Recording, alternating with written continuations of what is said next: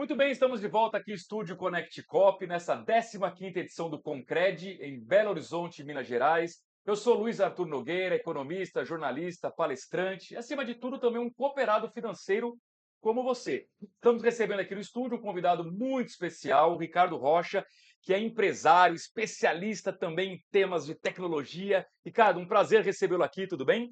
Luiz, um prazer estar aqui, falar com esse público maravilhoso, nesse evento grandioso, o maior evento do cooperativismo de crédito do mundo. Verdade. Fantástico estar aqui, obrigado pelo convite, uma honra. A honra é nossa. E você, nesse evento, teve o seguinte tema: negócios super inteligentes. Como a inteligência artificial está revolucionando os negócios e o mercado.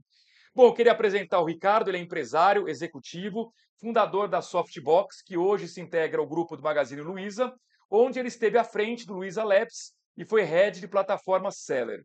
Em 2018, 3 das suas empresas foram adquiridas pelo Magazine Luiza, que considerou naquela época um dos movimentos mais estratégicos realizados pela companhia. O Ricardo Rocha considera que levar a tecnologia e a inovação para o varejo no Brasil é uma das missões mais disruptivas em nosso país. Ricardo, pegando o gancho então com a sua palestra, a pergunta é: como a inteligência artificial está revolucionando os negócios e o mercado? Ela está trazendo muita eficiência para os negócios e isso traz melhoria nos custos. E melhoria nos custos melhoram as nossas margens e a nossa competitividade. Então, a partir da inteligência artificial, eu posso reduzir a minha demanda de ônus de pessoas, de processo, para que eu possa deixar esse recurso disponível na empresa para ela investir nas melhorias dos produtos, na melhoria da experiência do cliente, e com isso ela vai fazendo melhorias tanto incrementais quanto disruptivas. Então, a IA vem para com essa proposta de ser uma ferramenta para otimização de processos, melhoria da experiência do cliente e, com isso, a redução de custos das empresas. Estamos em 2024. A pergunta é: o mundo empresarial já entendeu isso ou considera que ainda é muito caro implementar a inteligência artificial? A história está sendo escrita. Isso foi como quando surgiu o computador. O computador surgiu como uma grande novidade, como uma grande promessa, mas naquela época a história ainda estava sendo escrita, os processos estavam sendo repensados, e nós estamos vivendo exatamente esse mesmo momento com a IA.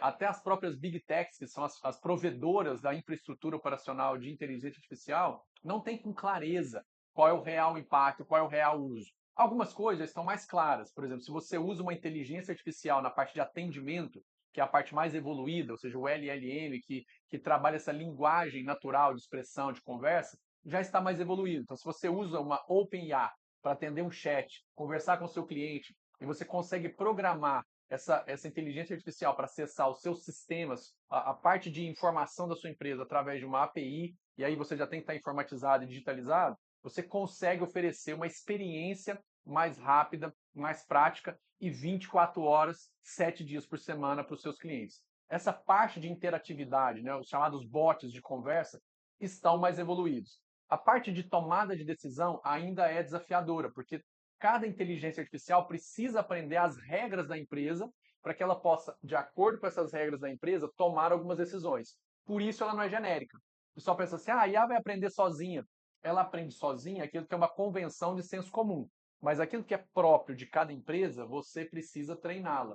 Por isso começa a surgir os papéis dos educadores de IA dentro das empresas, que são aqueles que ensinam para a IA como os processos funcionam, quais são as políticas, qual é a governança, como a empresa responde dentro de determinados contextos, de determinadas regras dela. Portanto, o educador de IA passa a fazer parte agora, inclusive, das estruturas que antigamente era só de RH, de recursos humanos. E talvez o RH vai até passar por uma transformação que vai ser o RHD, que são os recursos humanos e digitais, mas que se comportam como se fosse uma figura humana. Perfeito. Do outro ponto de vista do consumidor, esse cliente, ele já está aberto a receber essa inteligência artificial? A gente vive o momento da curiosidade. Todo mundo quer ver como é, todo mundo quer experimentar, todo mundo quer sentir como é essa relação com a IA. Está em evolução. Como eu disse, a história ainda está sendo escrita, então a gente ainda não tem a resposta para tudo. Mas os clientes querem ver. Eles estão experimentando e sentem até, às vezes, uma certa facilidade, porque como é uma conversa, e essa é a vantagem, né, hoje da parte mais desenvolvida da inteligência artificial, quase que os clientes não percebem que estão conversando com uma inteligência artificial. Claro, quando é de fato uma conversa, porque o que você tem são duas classes. Você tem os bots, que é uma conversa como se fosse uma URA de atendimento de um call center. Escolhe o número um, escolhe o número 2, aí você vai fazer, mas é uma URA, é uma automação. Agora, a conversa, quando você tem realmente uma inteligência artificial, parece que você realmente está conversando com uma pessoa. E aí as pessoas gostam. E às vezes nem percebem que é um agente digital ali conversando com você. Agora, se parece que está conversando com uma pessoa, a pergunta que muitas pessoas se fazem é: isso vai roubar o mercado de trabalho?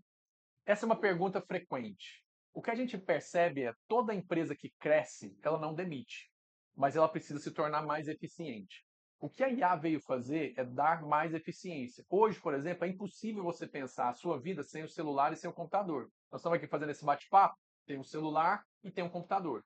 Próxima etapa de evolução é a de começar a utilizar a inteligência artificial para automatizar alguns dos processos que estão acontecendo aqui. Corte das filmagens, corte da parte de áudio, e ela pode assumir alguns papéis que antes nós precisávamos que fossem operados por uma pessoa. Só que essa pessoa, ela vai transitar para um outro papel, que é ser o educador dessa IA. Porque toda IA, assim como uma criança, ela precisa ser educada, ela precisa ser ensinada, ela precisa ser trabalhada. Então, os profissionais que, nesse momento, se abrirem e se dedicarem para construir o conhecimento e habilidade de inteligência artificial, esses não vão perder seu emprego nunca. E não é a IA que vai roubar o emprego de ninguém. Quem vai roubar o emprego das pessoas são aquelas que aprenderam sobre IA e aquelas que não aprenderam. E as Perfeito. que não aprenderam, as que vão perder o seu emprego. Não é que alguém vai roubar, as pessoas vão perder se elas não adquirirem essa habilidade. Imagina alguém hoje chegar numa empresa para trabalhar e ela não sabe mexer no celular e nem no computador. Qual é a empregabilidade dessa pessoa? Zero, nenhuma. IA vai ser a mesma coisa: celular, computador, inteligência artificial. Se não souber, nem entra no processo seletivo. Muito bom. Bom, você sabe que nós estamos aqui no ambiente do cooperativismo financeiro e, na grande maioria dos casos, o cooperativismo financeiro ele é um grande financiador, fornecedor de crédito para pequenos e médios empresários. Então, o nosso público que está assistindo, em grande parte, é esse público, do pequeno e médio. E a pergunta é: eu tenho o meu pequeno negócio. É caro implementar uma solução dessa ou é coisa só para grande empresa? A inteligência artificial, ela veio para poder resolver os seus gargalos de processo. Então, imagine uma atividade que você faz ela com frequência e que te toma muito tempo. Aquilo que você faz que é rotineiro, que tem uma rotina, que tem um processo bem estabelecido e claro, você pode automatizar ele de uma ferramenta de workflow e caso você tenha alguma interação e tomada de decisão com o cliente ou com o fornecedor, você pode colocar uma inteligência artificial para fazer isso. Não é complicado, porque a inteligência artificial, isso nós vamos pensar, Luiz, é como uma criança. Você tem que ensinar para ela a partir de exemplos, a partir de respostas. Quando você ensina para ela fazer uma pergunta e qual é a resposta que ela dá, é um processo de investimento de tempo e de treinamento.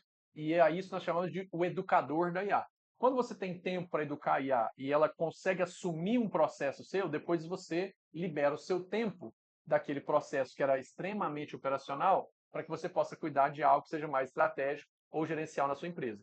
Se é caro? Não é caro. Você só precisa aprender a fazer. Google, Microsoft, OpenAI, todas elas estão disponibilizando várias ferramentas com preço muito acessível, principalmente para o micro e para o pequeno negócio, e com cursos disponíveis online de forma gratuita. Então, essa tecnologia está acessível para todos os nichos de mercado. O grande vai ser mais sofisticado, ele vai ter mais coisas para poder automatizar e para digitalizar nesse recurso digital que chegou lá. O pequeno vai ter os seus processos principais, que ele digitaliza, libera tempo, para que aí ele possa trabalhar no negócio dele. E, cara, eu tenho certeza que, diante da sua fala aqui, você acabou despertando muita curiosidade de pessoas sobre esse novo mercado de trabalho que está surgindo em torno Sim. da inteligência artificial. A gente tem um público muito grande aqui de jovens, estudantes, que já estão olhando para o futuro mesmo. Que tipo de formação um jovem hoje deveria buscar para participar dessa nova oportunidade nesse mercado? Primeiro, ele precisa dominar a parte do meio digital. O meio digital hoje ele já veio e ele é uma realidade. 9 em cada 10 brasileiros pesquisam na internet antes de fazer qualquer operação, não só de compra, comprar serviço, produto, tomar crédito. Tudo se pesquisa na internet hoje, 9 em cada 10. Portanto, nós precisamos dominar o contexto digital. Rede social, ferramentas de busca, nós precisamos dominar ferramentas de conteúdo, blog, tudo isso precisa ser dominado. Precisa aprender isso. Quando ela aprende como esse mercado, esse mundo digital funciona, ela vai agora entender os processos que estão envolvidos nesse mundo digital. o que está envolvido numa venda de um site, o que está envolvido numa contratação de um serviço através de um canal digital, entendendo esse meio, como é que ela influencia a tomada de decisão, como é que ela aparece no feed de uma rede social, como é que ela aparece no Ads em uma ferramenta de busca, onde o público dela está destinando atenção e intenção. Isso passa a ser um conhecimento mandatório, assim, base para que você possa, então, colocar a IA para automatizar, simplificar e interagir com os seus clientes que estão presentes nesses canais digitais. A IA, hoje, ela está muito desenvolvida para os contextos digitais. Sim, tem IA para varejo físico? Demais, para as experiências que você pode fazer na loja. Mas hoje o que mais cresce são as IAs atreladas aos processos digitais das empresas. Ricardo, quando eu comentei aqui um pouco do seu currículo, né, chamou a atenção que você é fundador da Softbox, você vendeu 3 empresas para uma companhia gigante como a Magazine Luiza. Sim. Imagino que, independentemente de valores, do ponto de vista do empreendedor que em algum momento tomou a decisão de criar algo, não tenha prazer maior do que o sucesso de uma venda para uma empresa tão importante. Conta pra gente como é que foi esse processo. Foi interessante, né? Eu já estava na minha jornada, eu já tinha vendido 2 empresas, e eu já tinha mudado o meu modelo mental, que ao invés de construir empresa para simplesmente tirar o dividendo de lá e aquilo financiar meu estilo de vida, a minha mentalidade já tinha mudado, e que é construir empresas para vender.